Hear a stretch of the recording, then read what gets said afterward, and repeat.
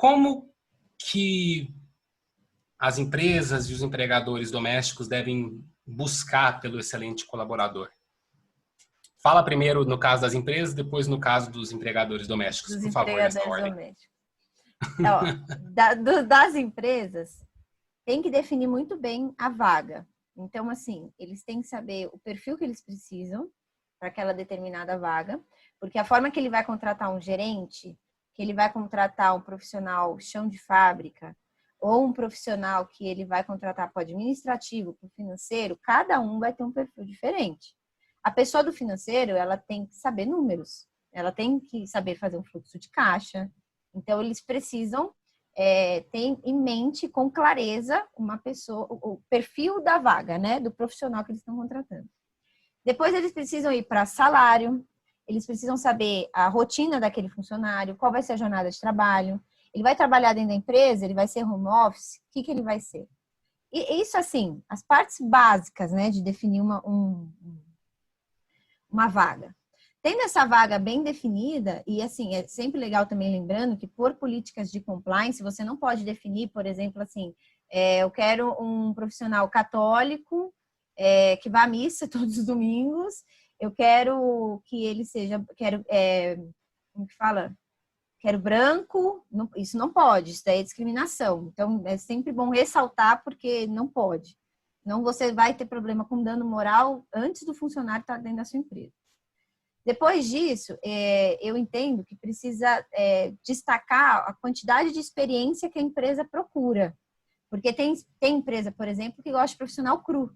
Eles gostam que o profissional tenha o jeito do lugar mesmo. Eu lembro que o meu primeiro emprego, o primeiro escritório que eu trabalhei de advocacia, eu tinha tanto receio, eu falava assim, nossa, eu não vou passar aqui, porque eu sou crua, né? Eu não sei nada, né? Eu nunca nem escrevi uma petição, né? Nem sei o que é isso, como que eu vou fazer isso. E foi justamente o que fez eles me contratarem. Eles falaram assim, aqui para o escritório, nós buscamos pessoas cruas, porque nós queremos que você tenha a cultura bem enraizada, que você não tenha vício de outros escritórios que você vai trazer para cá. Que foi o que me fez ganhar emprego. Então, cada empresa busca isso de forma diferente. E analisar o quanto que a empresa está disponível para acrescentar nas habilidades daquele profissional e quanto que a empresa está disponível para que ela já quer que ele tenha de experiência de vida mesmo. Isso também vai muito do perfil da vaga, porque tem empresa, por exemplo, que é um vendedor que já tem jeito, né? Já vendeu, já tem o tato com o cliente. Então, também vai muito do perfil da função que você está contratando. Eu acredito também que tem que olhar não só a parte de habilidade, mas a parte de caráter. Então, entender um pouquinho a vida daquele profissional, de onde ele vem, o que ele tem de valor, o que ele não tem. O que eu acho muito legal, muito, muito legal, isso eu acho extraordinário, é perguntar se ele conhece a empresa. Por que ele quer trabalhar lá? O que a empresa faz lá que ele quer tanto trabalhar lá? Porque o excelente profissional, no mínimo, o site da empresa que ele está indo fazer processo seletivo, ele vai olhar. No mínimo, isso no mínimo. No mínimo. Eu lembro que tinha um escritório que eu queria tanto trabalhar, porque eles eram destaque na área trabalhista. E eu olhei tudo e eu liguei lá. Eu falei, eu quero trabalhar aí, eu preciso trabalhar aí, porque eu me identifico, eu quero absorver esse negócio de trabalhista, trabalhar com gente que eu admiro. Então, eu tenho que também perguntar, eu acho que a melhor das coisas é se ele olhou, né, o site da empresa, se ele pelo menos sabe por que ele tem que trabalhar lá. Então, assim, né, um geralzão, fazer o perfil da vaga, que é assim, saber o que você procura, ver o tanto de experiência que você quer, e isso daí envolve habilidade, que aquele profissional vai ter, caráter, e ver se ele conhece a empresa. Ele tem que saber o porquê que ele está lá. Se ele nem sabe o porquê disso, ele está perdido, né? Ele só está procurando um emprego que vai pagar alguma coisa para ele. Então, não tem propósito nenhum dele tá lá buscando vaga na sua empresa. Agora, quando é o caso da empregada doméstica, tem que traçar o perfil da casa completa, principalmente se for uma babá, foi igual eu falei no podcast anterior. Eu estava contratando um cuidador para minha mãe, junto com a minha mãe, porque quem ia conviver com o cuidador? A minha mãe, não seria eu. Então tem que ter o perfil dela, o jeito dela. Imagina se, por exemplo, eu sou uma pessoa que gosto de um cuidador que fala muito. Eu sou comunicativa, eu gosto de conversar. Mas a minha mãe é uma pessoa reservada. Se eu contratar uma pessoa que fala muito para ela, ela vai achar horrível. Ela não vai conseguir ficar com aquele cuidador. E ela vai querer procurar outro. E da mesma forma, assim, quando você vai contratar uma babá, então ela precisa ter um pouquinho o perfil da criança, porque se ela for muito parada e a criança for muito agitada, ela não vai nem conseguir cuidar daquela criança. Eu já vi amigas, já vi conhecidos com babá que você fala assim, gente, ela não consegue nem correr atrás da criança, porque ela é muito tranquila e a criança é muito elétrica. Então, não bate o perfil. E o perfil da casa também, quando a casa é mais tranquila, um profissional mais tranquilo. Quando é o perfil, por exemplo, que eu falei da minha mãe, que gosta de gente que cozinha bem, então contrata alguém que cozinha bem.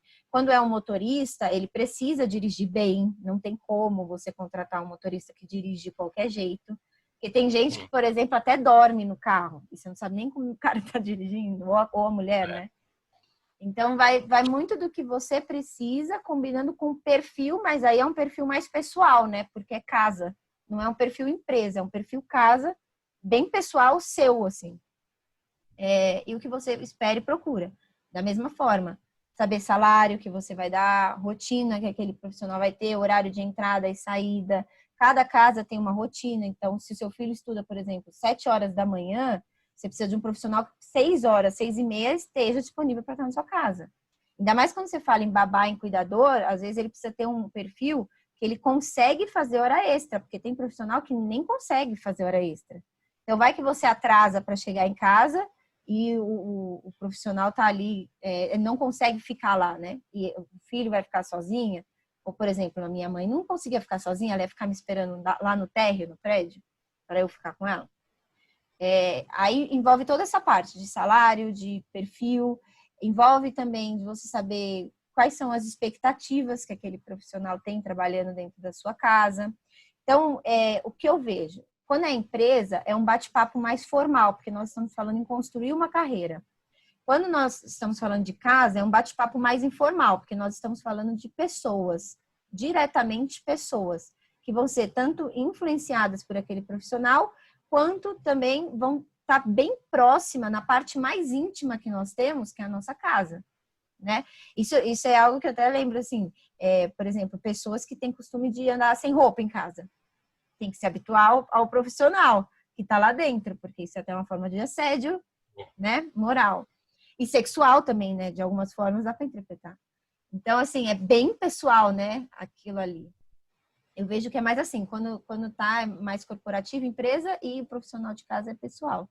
E tem que, sim, perguntar, tem que conversar, tem que investir na comunicação e não desistir de encontrar. Eu acho que é o mais importante. Porque, às vezes, o bom, ele demora para chegar.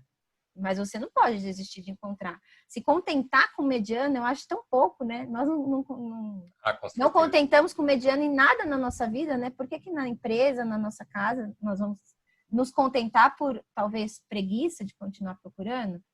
Eu acho que, assim, tem que ser insistente.